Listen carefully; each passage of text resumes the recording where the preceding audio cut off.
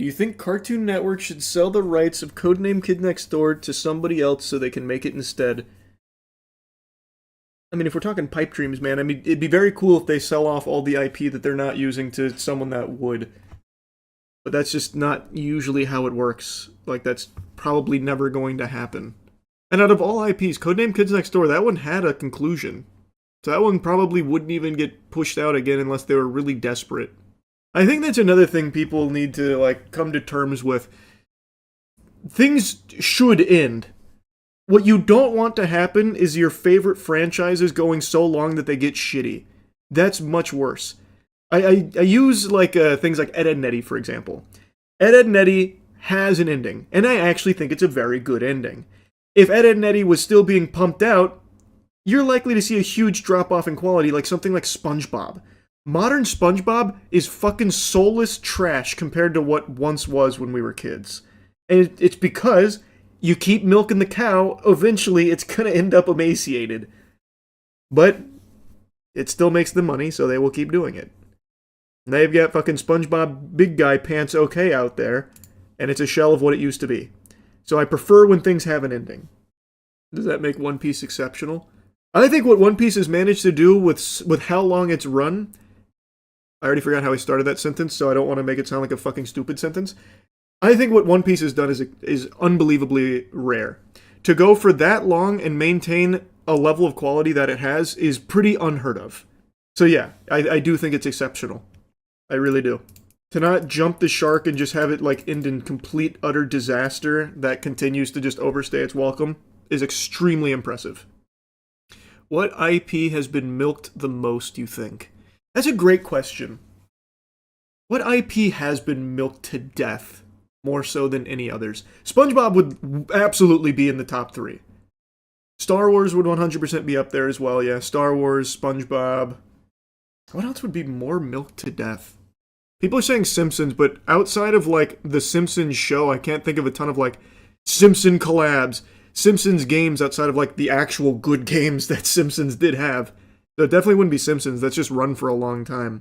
I'm talking, like, actually milked to death even outside of its own medium. Like, every month there's a SpongeBob collab at fast food restaurants. There's endless SpongeBob games, well, now, more so than ever, that are just kind of bad now. There's SpongeBob everything out the wazoo. Its movies are terrible now. It's all just trash 3D. Pokemon is another good example. Pokemon is another one that's been milked unfathomably. But I don't know, I think SpongeBob and Star Wars probably more so than Pokemon. I don't really think anything else would come close to that level of slop. Like, I know people are giving, like, a ton of other examples, but, like, a lot of these are very lowbrow because some of them are like, what did that guy just say? James Bond. Like, come on. James Bond only has its movies. What was the last time you had the James Bond meal from Burger King? How many James Bond games have you played in the last 15 fucking years? Like, it's not even in the same ballpark. I could get to Call of Duty. I could put Call of Duty somewhere in the top 10. I don't even know if I'd give it top 5, but it'd definitely in the top 10. Well, actually, maybe it'd be even higher, because if you consider milking to death Call of Duty, you would also need to rope in how it's trying to, like, be Fortnite. That one is pretty egregious, actually. Yeah, maybe I could come around on Call of Duty being higher up on the milked totem pole. Make top 10 most milked. Maybe that could be a fun little tier list. I don't want to do it tonight, but that could be fun in general. That title goes crazy, actually, on its own. What IP needs to be milked more? That's a good question. I feel like there's so much potential in a lot of IPs that just doesn't get a chance to shine because of who owns it. But what would be my number one? You know what my number one would be? It would be Berserk. Berserk is one of the most cherished manga of all time, but it is only a manga. You haven't had good Berserk content since the 90s. Like, outside of the manga. That should be milked. We need more of that, and we just don't get it. The best we get is fucking Berserk 2016, which is unwatchable.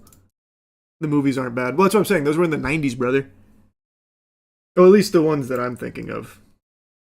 Maybe there were other ones in the 2000s I didn't see. But I'm thinking of the early ones.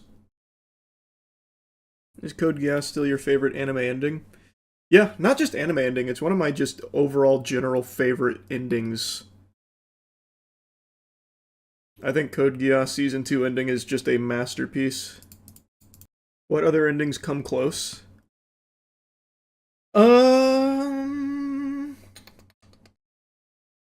You'd have to give me a minute. Another ending I really like is Breaking Bad's ending. I think Breaking Bad ending hits very hard. I think that one's another super slapper. Mob Psycho ending is good. Mob Psycho ending is good. Yep, Mob Psycho's a great one. Lord of the Rings. Ooh! Lord of the Rings ending. God damn, yeah. Fucking amazing trilogy. There's really no movies that can elicit that feeling that Lord of the Rings trilogy gives me. I rewatched them last year. Either last year or the year before, I rewatched them again. They're just still so unbelievably good. Just actually timeless. Those movies I think will always hold up well. Why doesn't Peter Jackson do more? All he does is Beatles documentaries now. Probably just what he wants to do, man. He's probably content just doing that. Especially after the disaster of the Hobbit series. He hated that. I don't know why I'm speaking for him, like I'm his mom or something, but like he made so many interviews about how fucking terrible it was to work on. So I'm assuming he hated it. You think it's the best trilogy of all time?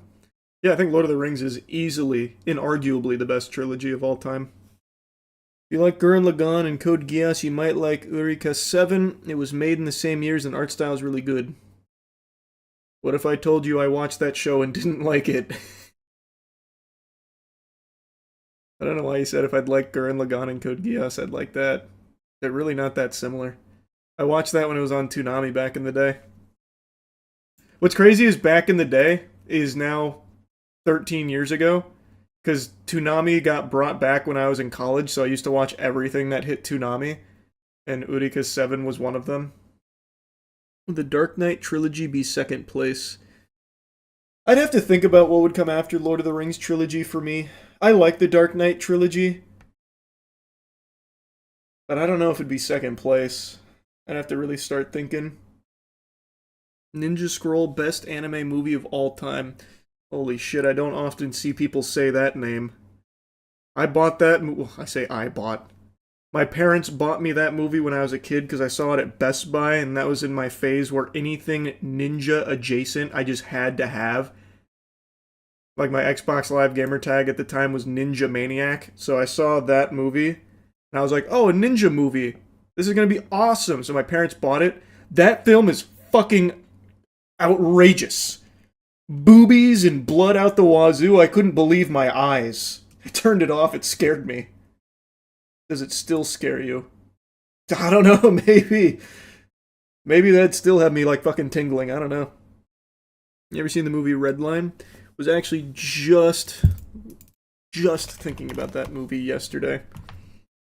Still to date probably the prettiest anime film ever made.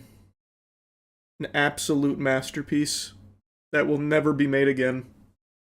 Didn't the artist for Redline do Lupin the Third? I have no clue.